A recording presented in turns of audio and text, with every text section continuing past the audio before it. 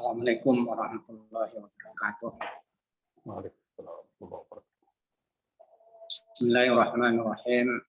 Alhamdulillahirabbil alamin. Wa bihi nasta'in. Wala haula wala quwwata illa billahil aliyyil azim. Subhanaka la ilma lana illa ma 'allamtana innaka antal alimul hakim. Wassalatu wassalamu ala asyrafil anbiya'i wal mursalin habibi qulubina wa habibi ilahil alamin Abul Qasim Muhammad sallallahu alaihi wa alihi thayyibin at-tahirin wa ashabil muntajabin.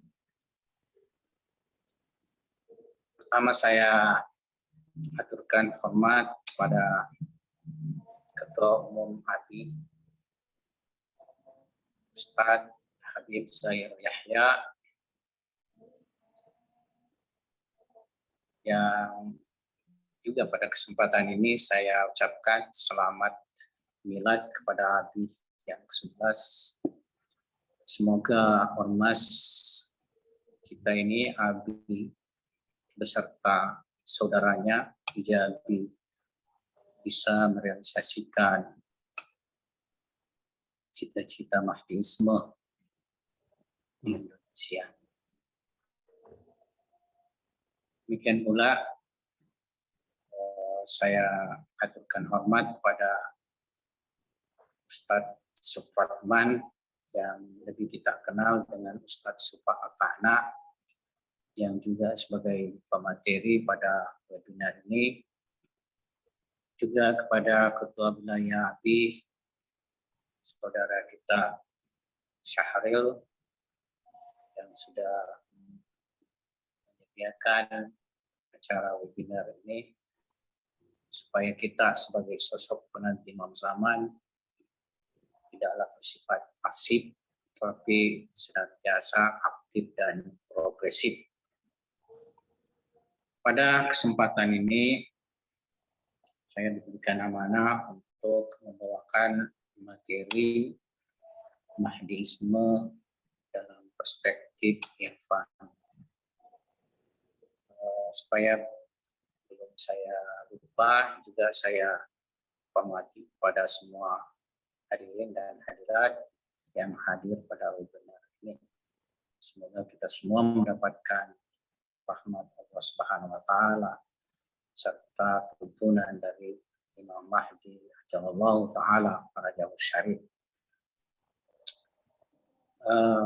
Ada 3 prinsip yang sama antara Irfan dengan keyakinan tasawuf. Pertama adalah prinsip tauhid, di mana kita mempunyai ajaran bahwasanya tauhid itu antara zat dan sifat secara nisbat adalah tunggal, hanya secara perspektif konseptual saja berbeda, tetapi secara wujud eksternal adalah satu. Yang kedua tentang insan kamil, di mana konsep Irfan insan kamil dia tidak akan menemukan misdak kecuali sesuai dengan pandangan keimamahan di dalam keyakinan mazhab Ahlul Bait. Dan yang ketiga tentang amrun bainal amrain, di mana perspektif Irfan juga sama dalam hal ini dengan maktab Ahlul Bait, yaitu tidak menerima determinisme dan juga tidak menerima free will mutlak atau yang kita kenali dengan tafwid, tapi meyakini amrun bainal amrain.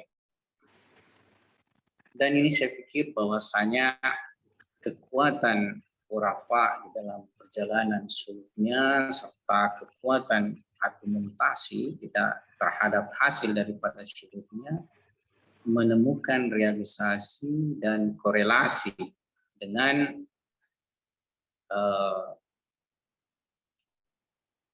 keyakinan maktab Ahlul Bait. Nah, pada kesempatan ini ada 4 poin pembahasan kita dalam perspektif Irfan ini. Pertama, insan kamil. Kedua, walayah. Ketiga, khilafah. Dan keempat, imamah. Pembahasan Mahdisme dalam Irfan ini masuk ruang lingkup insan kamil, yang mana pembahasan ini sangat bersinergi dengan keyakinan Mahdisme dalam maktab Ahlul Bait. Dalam artian Imam Mahdi ajallahu ta'ala farajahu syarif merupakan misdak paling besar dan misdak paling jelas dari insan kamil. Dan beliaulah yang sekarang sebagai kutub zaman kita pada era ini. Jadi beliau merupakan kutub alam imkan, wasilah emanasi, dan pilar keterjagaan alam dan manusia. Sebagaimana kita pahami bahwasanya Irfan di dalam tinjauan penciptaan, bahwasanya karena cinta Tuhan pada zatnya, maka inilah menjadi pangkal daripada emanasi dan tajalli serta manifestasi kesempurnaannya. Dan ini yang sesuai diisyaratkan oleh satu riwayat yang merupakan hadis qudsi, yang mana Rasulullah Shallallahu Alaihi Wasallam bersabda, "Kuntu kanzan makhfiyan, fa ahbabtu an u'raf, fa khalaqtul khalq li u'raf." Artinya, aku adalah perbendaharaan yang tersembunyi. Aku menyukai untuk diketahui, maka aku ciptakan makhluk agar aku diketahui. Dalam hadis ini terdapat isyarat ontologis bahwa cinta merupakan sumber tajalli dan manifestasi kesempurnaan hak Subhanahu wa Ta'ala, yang mana penampakan ini dimulai pada hazrat ilm dalam bentuk entitas-entitas tetap atau ayan habitat, hingga memanifestasi pada alam-alam eksternal atau ayan kharijat, yaitu alam akal, alam mithal, dan alam materi, dan pada finalnya menyatu dalam kewujudan insan kamil.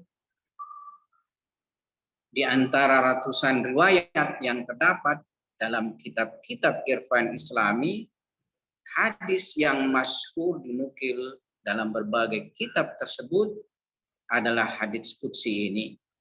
Untuk kanzan makhfiyan, fa ahbabtu an u'raf, fa khalaqtul khalq li u'raf. Dalam teks yang lain, likai u'raf. Dari sudut tinjauan Irfan, hadis ini menjelaskan tentang falsafah dan rahasia penciptaan serta isyarat ontologis dari perwujudan entitas-entitas makhluk.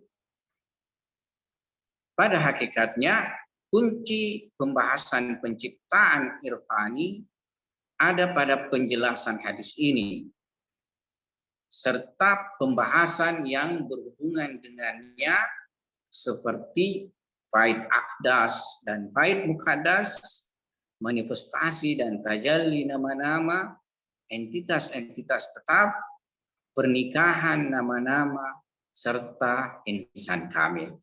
Nah, kita akan memasuki pembahasan kita terhadap mahdiisme atau mahdawiyah dengan konsep insan kamil. Terkait pembahasan insan kamil, suatu hadis yang menjadi dasar rujukan urafa, sabda Nabi Shallallahu Alaihi Wasallam, Innallaha khalaqa Adam ala suratihi. Sesungguhnya Allah menciptakan Adam atas bentuknya. Syekh Ibnu Arabi dalam mengomentari hadis ini berkata, sesungguhnya dia menciptakan atas bentuknya. Bahkan dia identik hakikatnya dan huwiyahnya. Yakni manusia diciptakan dalam bentuk Tuhannya. Bahkan ia identik hakikat dan huwiyah Tuhan. Pensyarah Fususul Hikam Kaisari dalam mengomentari ungkapan dari Ibnu Arabi ini berkata, yang dimaksud dengan surah, gambar atau bentuk adalah nama-nama dan sifat-sifat ilahi. Yakni Tuhan menciptakan manusia dengan makam tersifati seluruh nama-nama dan sifat-sifatnya. Bahkan identitas dan hakikat ilahi tersembunyi dalam hakikat manusia. Karena itu identitas manusia identik dengan identitas Tuhan. Dan hakikatnya identik dengan hakikat Tuhan. Oleh karena itu manusia dalam hal ini insan kamil adalah mazhar dari Ismul A'zam Allah. Nama paling agung Tuhan yang mengumpulkan seluruh hakikat nama-namanya. Dengan demikian dari sudut pandang irfan Islami, manusia sempurna, insan kamil dalam piramida eksistensi. Kalau di dalam irfan, piramida manifestasi mempunyai makam dan kedudukan khusus. Dia menjadi tempat tajalli dan manifestasi dari nama-nama serta sifat-sifat ilahi dan menjadi lokus manifestasi Ismul A'zam Tuhan. Dia khalifat Tuhan, wali Tuhan, dan masyiat Tuhan. Dan dengan perantaranya alam dan manusia diciptakan, serta juga dengan perantaranya alam dan manusia terjaga. Jadi menurut urafa, insan kamil adalah gambaran sempurna ilahi dan cerminan sempurna nama-nama serta sifat-sifatnya. Ia adalah perantara hak Subhanahu wa Ta'ala dengan ciptaan. Sebab dengan perantara wujudnya emanasi Tuhan sampai ke alam, dan karena eksistensinya keberadaan alam tetap langgeng. Azizuddin Nasafi dalam kitabnya Al-Insan Al-Kamil menyebutkan beberapa sebutan ahli ma'rifat bagi nama-nama insan kamil. Sebagian dari nama itu adalah khalifah, imam, kutub, sahib zaman.